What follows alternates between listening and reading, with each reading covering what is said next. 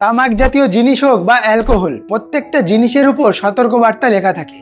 আর এই সব ধরনের সতর্কবাণীকে আমরা উপেক্ষা করে এই জিনিসগুলোকে সেবন করে থাকি। আর এর ফলস্বরূপ এর যে ক্ষতি হয় তা আমরা কিন্তু একদিনে বুঝতে পারি না।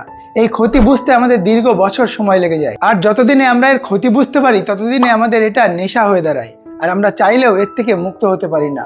ঠিক এরকমই একটা জিনিস যা আমাদের সরাসরি রান্নাঘরে স্থান পেয়েছে এবং তিলে তিলে আমাদেরকে ক্ষতিগ্রস্ত করছে, তা হলো চিনি।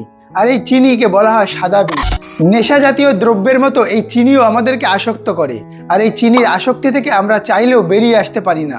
বিগত 50 বছর ধরে মানুষের মধ্যে চিনি সেবনের প্রবণতা বেড়েই চলেছে। আর এই চিনি সেবনের কারণে আমাদেরকে মূল্য চোকাতে হচ্ছে আমাদের শারীরিক বিভিন্ন রকম সমস্যা দিয়ে। খাওয়ার পরে একটু মিষ্টি মুখ না হলে যেন ভালো লাগে না। অনুষ্ঠান বাড়িতে চিনি বা মিষ্টি ছাড়া যেন কোনো কথাই হয় না। প্রত্যেকটা মিষ্টি জাতীয় জিনিস আমাদের সবার খুব প্রিয়।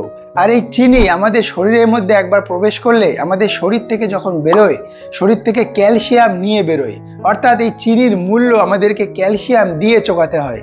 কিভাবে এই চিনি আমাদেরকে ক্ষতিগ্রস্ত করে আজকের ভিডিওতে আমরা সেটাই জানবো। সবার প্রথমে জেনে নেওয়া যাক চিনি মিলের একজন ম্যানেজারের কথা। তিনি একটা সমীক্ষায় বলেন যে তিনি 12 বছর ধরে এই চিনি মিলে কাজ করছেন এবং এই 12 বছরে তিনি বাড়িতে চিনি আনা বন্ধ করে দিয়েছেন। কারণ জানতে চাইলে তিনি উত্তরে যেটা বলেন সেটা খুবই বিস্ময়কর। আপনারা খেয়াল করে দেখবেন যে মিল বা কারখানাগুলো জনবসতি থেকে একটু দূরে করা হয়, আর সেই সমস্ত জায়গা থেকে ট্রান্সপোর্টের মাধ্যমে সেই ওয়েস্টেজ ওয়াটার অন্য জায়গায় নিয়ে গিয়ে ফেলতে অনেকটাই খরচ হয়। তার জন্য ম্যানেজমেন্ট কর্তৃপক্ষ ঠিক করে যে চিনি মিলের যে ওয়েস্টেজ ওয়াটার আছে সেই ওয়াটারটাকে জমিতে রাতের বেলা ফেলে দেওয়া হবে, এবং সেই অনুযায়ী সেই ওয়েস্টেজ ওয়াটারটাকে তারা রাতের বেলা জমিতে ফেলে দেয়। এবং একদিন পরেই দেখা যায় যে সেই জমিতে যে ফসল ছিল সেই ফসল মরে গেছে এবং সেই জমিও অনুর্বর হয়ে পড়েছে। এবার সেই জমির মালিক সেই জমিটাকে পরীক্ষা করে দেখেন যে এই জমিতে চিনির ওয়েস্টেজ ওয়াটারটাকে ফেলা হয়েছিল।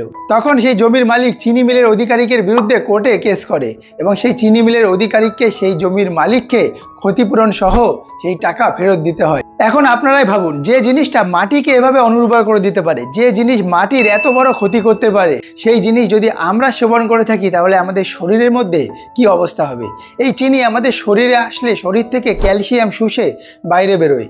এই চিনির অতিরিক্ত সেবনের ফলে আমাদের শরীরে ক্যালসিয়ামের ঘাটতি দেখা যায়, আর এই ক্যালসিয়ামের ঘাটতির কারণে আমাদের হাড় দুর্বল হয়ে যেতে শুরু করে এবং ধীরে ধীরে আমাদের শরীর থেকে আয়রন, পটাশিয়াম, ম্যাগনেসিয়াম প্রত্যেকটা ধাতুর ঘাটতি দেখা যায়। আর এভাবেই আমাদের শরীর ধীরে ধীরে দুর্বল হয়ে যায়। একজন গর্ভবতী মহিলা যদি গর্ভধারণের 1 বছর আগে থেকে এবং বাচ্চা জন্মাবার 5 বছর পর পর্যন্ত নিজে চিনি না খায় এবং বাচ্চাটাকে চিনি না খাওয়ায়, তাহলে ওই বাচ্চার কখনোই ক্যালসিয়াম গঠিত হাড়ের কোনো সমস্যা হবে না। তাই যদি আমাদের জীবনে আমরা চিনিকে বর্জন করতে পারি তাহলে কিন্তু আমরা অনেক সমস্যার হাত থেকে বেঁচে যেতে পারবো।